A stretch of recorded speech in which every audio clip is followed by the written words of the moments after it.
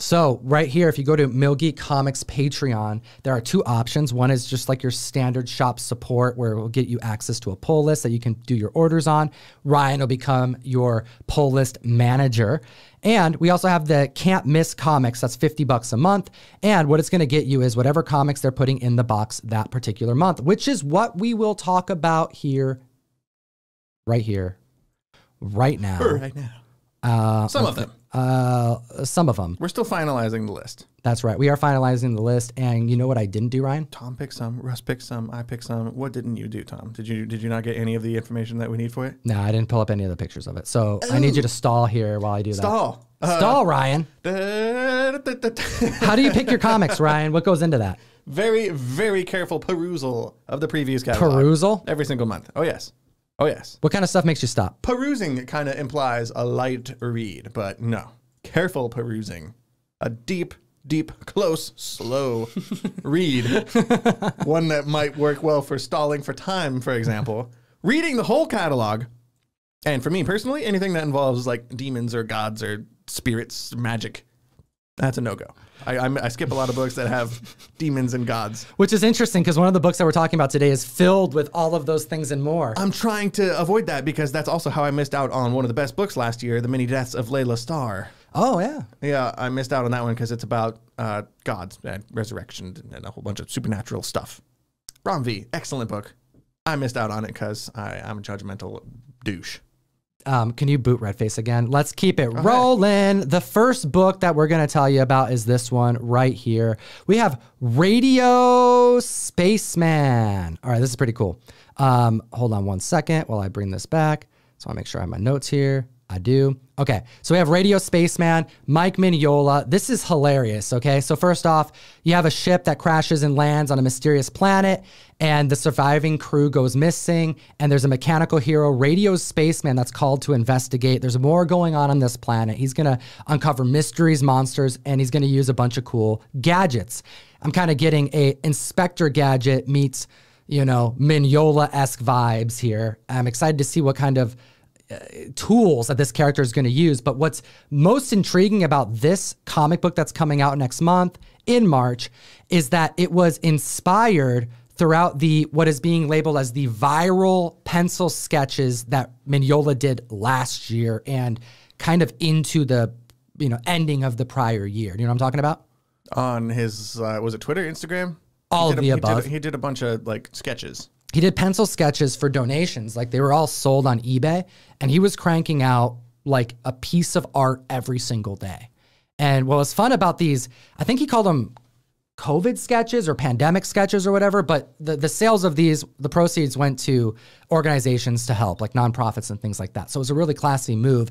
And Mignola started out by doing like just things that he wanted to draw.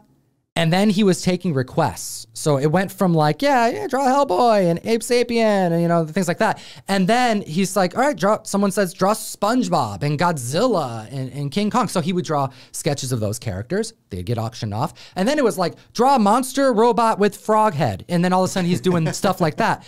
But then some of these creations were just him doing it off the cuff. And one of them was this particular character, Radio Spaceman. There's no like narratives to accompany this character outside of the one that's coming out in March, but it was because so many Mignola fans dug what he was doing that what ended up happening is they would riff on his own drawings. They would ink his pencils like themselves. They would then color his pencils or color his drawings and make their own unique drawings. So the certain pieces of art would go further than others. And there was even a character called Zula, Queen of the Bat People. That was another character that has no narrative attached to her, just a cool drawing, a design. And it was so favored by the community that he did another one and he did another one. And then other individuals started doing their own Zulas. I went and got a Zula tattoo, kind of, you know, it was like my pandemic tattoo.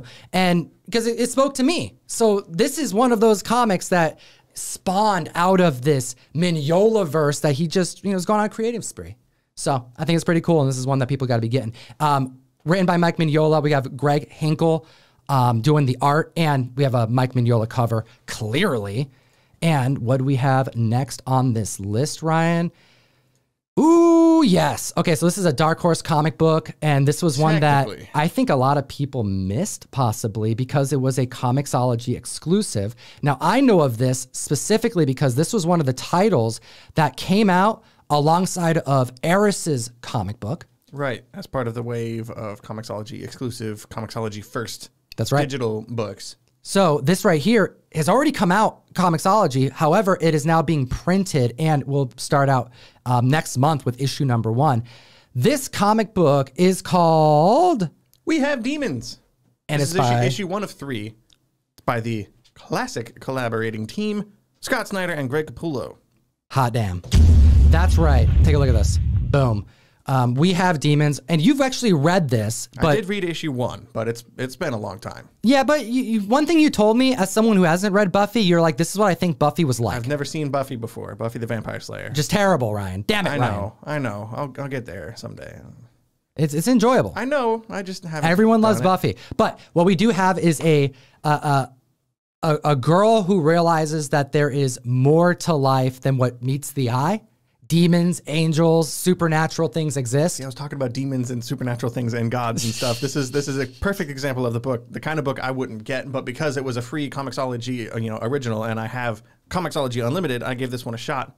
Turned out to be pretty cool. There we go. Well, considering that creative team, I don't think there is much that they can do. They're pretty much on the same route that anything James Tynion does is in my book. Like, if James writes it, Jimmy T, if you would, I'm going to read it. I'm going to put it on my pull list. I don't care. I don't care what it's about. I'm going to read it. Scott Snyder, Greg Capullo, same thing.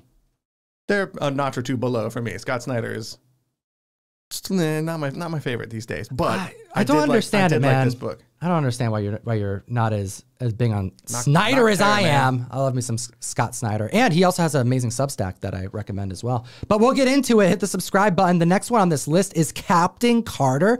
This is something that I was hoping would be made after What If, and clearly we're getting it. This is a woman out of time narrative.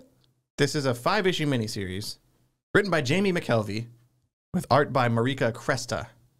And when you see What If, when they do the retelling of the Captain America story from Peggy Carter's perspective, and she's the soldier in World War II, this kind of takes her story and revisits it the same way we did with Captain America after he gets thawed from the ice in the present day. We're getting that story through Peggy Carter. So this feels like a sequel to the What If show. That's right. Literally, in the synopsis is Peggy gets the super soldier serum and then gets frozen in ice and then awakens out of the ice. It's a 5-issue series, and I've always liked this character development that this character has. Like, there's a lot of potential Caps in the Marvel universe, but this is definitely one of my favorites. Yeah. I almost didn't get this book because that episode of What If was not my favorite. You didn't like it? If only because it Shuma Gorath? It was so much like the first Avenger, which is like your favorite Captain America movie, as we previously discussed. Amazing. I thought this episode at least was way too close to what we already saw, and it didn't branch out enough into something new enough for me. But then as the show went on, it clearly did. This was just not one of my favorites. But I am getting this comic, and we're putting it in the can't miss box. Can't miss it. Okay, this one looks a lot of fun. All right, so first off, we have a creative team here that, actually, mentioned Women Out of Time. Who's doing that? Oh, I did already. Oh, you did? McKelvey and Marika Cresta on the art. Oh, perfect. Yep. Okay, so Venom Lethal Protector is the next one here, and we are actually going to be sending members a particular version of this book because it looks amazing. We have the Bill S. cover that's actually going to be going in the box. And I am trying to see. Show that, Can we show that right here? Click that, and then it'll be Next, go scroll down a bit. Nope. Oh yeah, you gotta hit the variants button up at the top, the green one. Oh, right. Show variants. There you go. Oh, right there. Show variants, and it's not there. Yeah, go down. Oh, it's that one. Ooh. I can see it. Ryan, thank you. Okay, so take a look at this comic, fam. We're specifically choosing this variant for everybody in the can't miss box because this is kind of a no-brainer, at least from Russ and I's perspective, and I think Tom would agree. This is the coolest cover out of all the options you have to order for this. That's right. March 23rd, we're getting Venom Lethal Protector and the creative team. David Michelini. That's right. With art by Ivan Fiorelli. And look at this, and this Bill is a S cover. Bill S variant cover that you're getting that one. If you get the can't miss box, this is the cover that you want. All right. And what's going on in this one? This is, I believe, an old school symbiote story. That's right. So we're going back to like the original era of the symbiote, which for somebody like Tom, we might actually be getting into this later. Somebody might appreciate a more traditional flavor of Venom story these days. Yeah, this is like the earliest days of Venom, which is why you actually are getting taken back there by David, because he was the one who was largely part of the. Didn't he like originally? Wasn't he part of the original ASM team? Okay, I don't know much about that. Absolutely. So that's going in there, and we also have one last one. No, we have two more here. So AWA constantly making books that Ryan is like telling me I need to read, and then I read them, and I'm going, hot damn, comics be good. AWA has Hit Me #1 coming out next month. And this one just seems like a classic, robbery, heist type of story. Yeah, what is it? This girl's like, her job is she gets paid by the bruise. She like a hitman or something? Yeah. She gets paid by the bruise. She kind of looks like Punchline without any makeup, I can see that. I had not thought about that. Just a little bit, but after she escapes, she escapes a situation with a bunch of diamonds. And flees. Yeah, flees with a bunch of money, with a lot of money. A lot of nasty characters are kind of on her trail. So this story is about her just fleeing a life of organized crime. That's right. The comic is written by Krista Faust, who has written several other AWA books before, which I liked. She wrote Bad Mother and the Western sci-fi book Redemption, which was pretty cool, from AWA. This is also drawn by Priscilla Petrates, who did the artwork for Chariot, which we talked about on this channel before. Chariot's really great, and that actually gives me some optimism too, because how great that art was in that run. It was a cool book. It had a lot of cool flavor, and they're also doing the same cover artist from Chariot too. This cover is done by Jeff Deckel, who's one of my recent favorite cover artists. All right, and then this last one by Batman artist. He's also doing Flash, isn't he? Joshua Williamson is doing He's writing ton of stuff over at DC. We have a run that is being solicited as that will have major impact on the DC universe. So that right there gives me enough reason to go, this should go in the box. I'm going to have to check this out. But we have a narrative that follows Deathstroke, who kills Ra's al Ghul. Talia? No, he kills Ra's al Ghul, and Talia al Ghul goes after revenge. Is now hunting for Deathstroke. That's what it is. So we have Joshua Williamson on this book, which is called Shadow War Alpha. It's a one-shot. And yeah, it seems cool. It's going to tie into the main Batman book that Joshua Williamson is also writing. It's got ties to Deathstroke Inc., which is a Deathstroke Black Canary title that Joshua Williamson is also writing. So it feels like it's like a mini event, but it's much more contained, which I'm a big fan of. Contained events. Dude, I'm not as...